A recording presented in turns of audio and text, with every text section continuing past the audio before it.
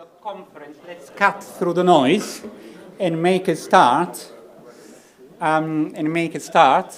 We had the kind of 10-minute Brussels tolerance for the start of the event, but we have quite a lot to go through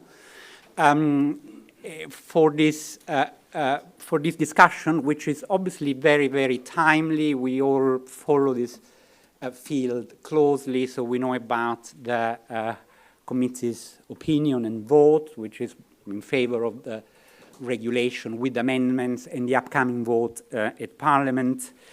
But there will still be the opportunity, of course, whatever happens, to debate specific amendments and improvements of this important proposal, which still, and I'm sure it will be the case in the future, arouses different opinions, sometimes very strong opinions. I was once again actually going through the text yesterday, line by line, which is an interesting linguistic experience, but the thrust of the regulation, it seemed to me once again yesterday, is important given the problems that this field has experienced over more than a decade, but far from terribly groundbreaking. I mean, all the so-called determinations are actually just opinions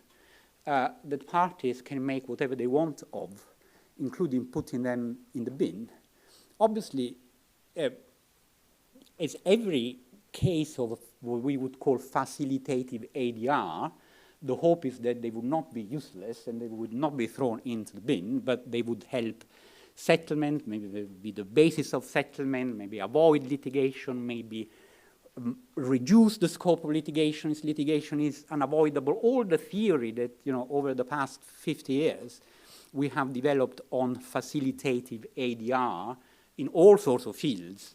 Of course, SEP is the very, very last of those.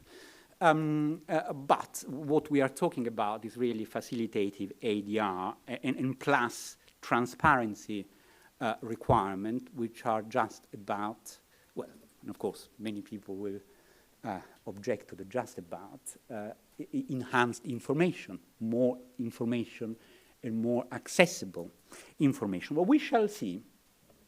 That's the point of this conference is, of course, to debate all of that with academics, policymakers, and industry players from all sides.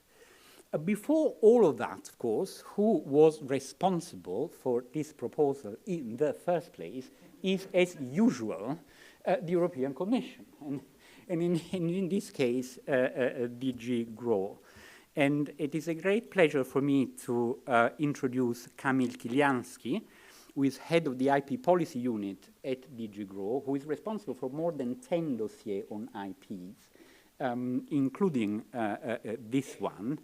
And I'm delighted he accepted our invitation to speak, which may have something to do about him being an alumnus of King's College London, which is, of course, the highlight of his CV, as well as being head of unit at DG GROW and previously having worked at DG Internal Market, responsible for copyright reform, and previously in the chief economist office at DG Competition, and before that in a number of private practice roles. So, Camille, without any further ado, you agreed to talk to us about the proposal, where it came from, and how do we got here, in a sense.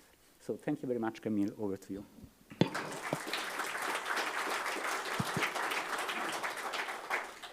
Thank you very much, Camille. That was a very good, more than overview, I would say, and perhaps one of the functions of this conference this afternoon that will be to see whether these sins will or should ultimately mean that the Commission goes to hell, or these sins maybe perhaps be forgiven and you go to heaven, or you have to spend some time in purgatory. Let's see. I think perhaps we'll find out at the end, at the end of the afternoon.